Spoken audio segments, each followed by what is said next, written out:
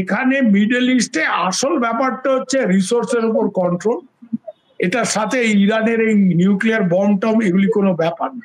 আর nuclear bomb যাতে না বানাতে পারে ইরান, তার জন্য যে ইয়েটা ওবামা সাইন করেছিল, ওই চুক্তিটা উনি কেন ছিঁড়ে ফেললেন?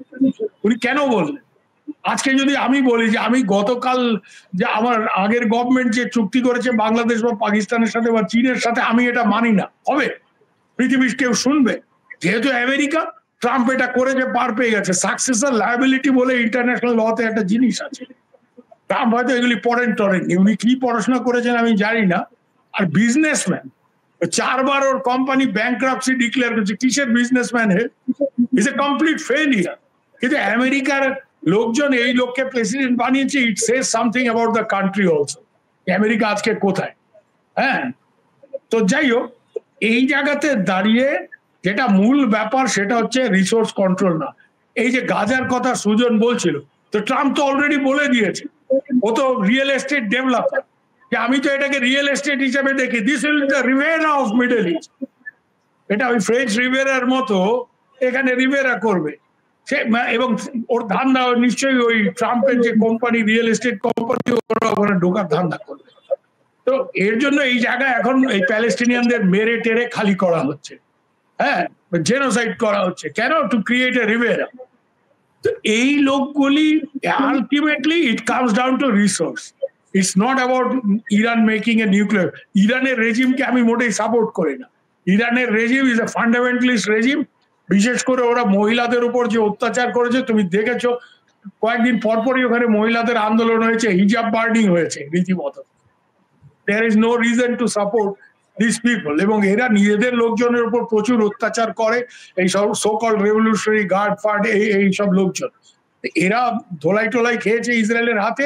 আই এম নট মানে ডিসপ্লিজড অ্যাবাউট দ্যাট। কিন্তু এখানে যেটা আসল খেলা সেটা হচ্ছে রিসোর্সের খেলা।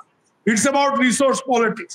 এখানে এই নিউক্লিয়ার ওয়েপন ইরান বানাচ্ছে, অমুক তমুক, এগুলি bunker buster bomb, military involvement, এগুলি একটাই, যে ইরানকে দমিয়ে দাও।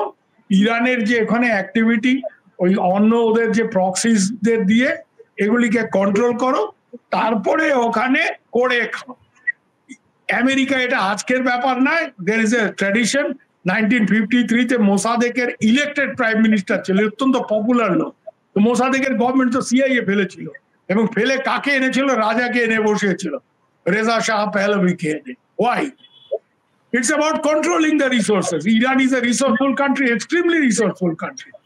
ওইটা ওদের কন্ট্রোলে নেওয়া দরকার, not just oil, other resources also. Middle ইস্টে অন্য রিসোর্সেসও আছে। আর এখন একটা মানে যেখানেই রেয়ার আর্থ আছে সেখানে এই ওয়েস্টার্ন পাওয়ারদের ঢোকার একটা ধান্দা রয়েছে। কারণ রেয়ার আর্থটা ইন্টারন্যাশনাল সাপ্লাই চেনটা চায়না কন্ট্রোল করে, লার্জলি কন্ট্রোল করে। চায়নাও একই জিনিস করছে। মায়ানমারের সিভিল ওয়ার হচ্ছে, সেখানে চাইনিজ কোম্পানিগুলি ঢুকে যাচ্ছে নর্থ মায়ানমারে এই রেয়ার আর্থের মাইনিং করার জন্য, যেখানে বার্মিজ গভর্নমেন্টের কোনো কন্ট্রোল নেই। ওখানে লোকাল গেরিলা গ্রুপ, ওই ওয়াদের গ্রুপ যেটা ইউডব্লিউএসএ, তাদেরকে হাতে নিয়ে, তাদের সাথে চীনের রিলেশন ভালো, ওখানে Chinese company rare earth mining করছে, কোবাল্ট, লিথিয়াম ইত্যাদি। তো এই জায়গাতে ইটস অ্যাবাউট রিসোর্স পলিটিক্স। এটা হচ্ছে বাংলা কথা। আরেকটা ব্যাপার যে প্রশ্ন উঠবে বিভিন্ন আরব দেশে, আবার একটা নতুন করে আরব এই সব রাজতন্ত্র, আমির শাহী, এরা চ্যালেঞ্জের মুখে পড়বে, এক্ষুনি হয়তো হবে না। তার একটা কারণ হচ্ছে এইসব দেশে সেই অর্থে কোনো মানে গণতান্ত্রিক অপশন নেই, যেটা ইরানেও নেই। এই জন্য এই যে রেজিম চেঞ্জের কথা বলা হচ্ছে না, রেজিমটা চেঞ্জ করে তুমি কাকে এনে বসাবে? আফগানিস্তানে রেজিম চেঞ্জ করেছিল, আফগানিস্তানে একটা অল্টারনেটিভ ছিল। আফগানিস্তানে নর্দার্ন অ্যালায়েন্স বলে একটা জিনিস ছিল, যারা বহুদিন ধরে তালেবানের বিরুদ্ধে যুদ্ধ করেছে। এবং যখন 9/11 ঘটলো, এই নর্দার্ন অ্যালায়েন্সকে পক্ষে নিয়েই আমেরিকা এখানে ঢুকলো। আমেরিকা বুটস অন গ্রাউন্ড কটা? It's basically this northern Ahmed Shah মাসুদের যারা শীর্ষ, আহমেদ শাহ মাসুদকে আগেই মেরে দেওয়া হয়েছিল, কিন্তু তার যারা শীর্ষ সামন্ত, হ্যাঁ, ফাহিম টাইম, আমরুল্লাহ সালেহ, হ্যাঁ, এদের নিয়ে আমেরিকা ওখানে যুদ্ধ করেছে। কিন্তু আমেরিকা ওখানে ভুলটা কি করলো? এদেরকে, এরা যুদ্ধ করেছে দীর্ঘদিন তালিবানের এগেইনস্টে, এদের একটা পলিটিক্স আছে।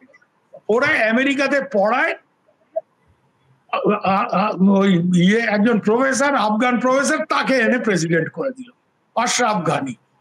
যার কোনো পলিটিক্যাল ব্যাকগ্রাউন্ড। এই আমেরিকানরা এই ধরনের চামচা পছন্দ করে, নন পলিটিক্যাল লোকজন, মানে যাদেরই পলিটিক্স আছে তারা আমেরিকার কথা চোখ বন্ধ করে মেনে নেবে না। এবং আমেরিকানরা এই জন্য দেখবে ফান্ডামেন্টালিস্ট না, ওরা সব থেকে বেশি আনকমফোর্টেবল, সে মুসলিম দুনিয়া বলে না, ইভেন ভারতবর্ষ, এবার আনকমফোর্টেবল উইথ ইন্দিরা গান্ধী, এবার আনকমফোর্টেবল উইথ বঙ্গবন্ধু শেখ মুজিব।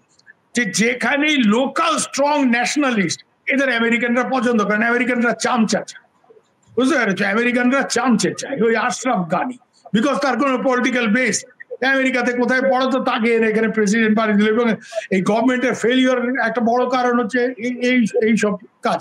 তো যাই হোক, এই টাইপের লোকজন যদি ইরানের মতো জায়গায় এনে ওরা বসানোর প্ল্যান করে, ওই রেজা শাহ পাহলভির ছেলে সে খুব লাভালাভি করছে গত কয়েকদিন ধরে, এইসব জিনিস টিকবে না, একদম টিকবে না।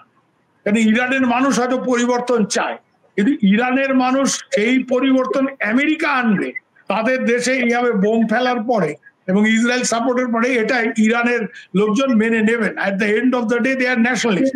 একটা জিনিস মনে রাখো, ইরানের সাথে পাকিস্তানের তফাৎটা দেখো।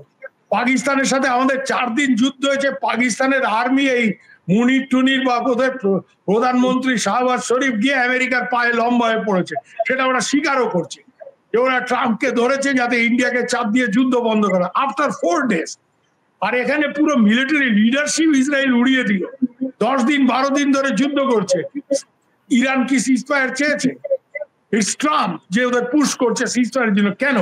ইসরায়েলের লিমিটেশন আছে। ইসরায়েল যখন মার খেতে শুরু করেছে, ইসরায়েলের অ্যামিউনিশনের লিমিটেশন আছে, ওদেরও বিভিন্ন এই যে সমরাস্ত্রের একটা লিমিটেশন আছে। কেন? ইসরায়েল এইসব জিনিস বিক্রি করে, এবং বিক্রি করতে করতে শাহলকের মতো এমন একটা অবস্থা হয়তো হয়েছে যে ওদের নিজেদের স্টক সাফিসিয়েন্ট স্টক নেই। তো যাই হোক, এখানে যেটা ব্যাপার যে ইরান কিন্তু তারপরে যুদ্ধ করে গেছে ওদের এত ক্ষয়ক্ষতির পরে। ইটস নট পাকিস্তান যে 93,000 সোলজার থাকা সত্ত্বেও একটা পুরো দেশের অর্ধেকটা সারেন্ডার করে ইন্ডিয়ার কাছে সারেন্ডার করে। সুবিধা সেই কারণেই এই যুদ্ধবিরতি ঘোষণার পর ইরানে এই মুহূর্তে উৎসবের আবহ, প্রায় 800-900 মানুষ মারা গেছেন, তারপরও কিন্তু ইরান এখন উৎসবের আবহের মধ্যে দিয়ে যাচ্ছে। না, 800-900 মানুষ মারা গেছে, তার থেকে বড় কথা তো entire military leadership has been wiped out, scientific leadership has been wiped out, মারা গেছে। তারপরে ওরা সারেন্ডার বা ওরা সিজফায়ারের কথা বলেনি, যেটা পাকিস্তান 4 দিন যুদ্ধের মাথায়। কেন পাকিস্তানে তুমি দেখবে, Sujon will agree with me, ওদের যখনই যুদ্ধ করে অফিসার ক্যাজুয়ালিটি হয় না। অফিসাররা তো মিলিটারি লোক না, এরা যুদ্ধ করে র্যাঙ্ক ফ্যাঙ্ক পাওয়ার লোক না, এরা হচ্ছে ভাই এদের সামাল না হয়, বহুত কুছ বানা লিয়া হ্যায় আমি সামাল না। তো এর জন্য পাকিস্তানের সাথে একটা ফান্ডামেন্টাল তফাৎ আছে। পাকিস্তানে এরা গিয়ে ওই ট্রাম্পের চামচাবাজি করবে, ইরান সেটা করবে। তো তাই জন্য ওখানে রেজিম চেঞ্জটাও অত সোজা হবে না। এই জন্য বোধহয় রেজিম চেঞ্জের থেকে ট্রাম্প পিছিয়ে আসছে। কেন? ও জানে যে অল্টারনেটিভ নেই, ওটা করতে গেলে ঝামেলা হয়ে যাবে, আর একটা দেশে কেওস হবে, টোটাল কেওস হবে, সেটাও সামলাতে পারবে না। ওর প্রেসিডেন্সি ডুবে যাবে কিন্তু এই ইরানকে কেন্দ্র করে, ও যদি ঠিক মতো হ্যান্ডেল না করতে পারে।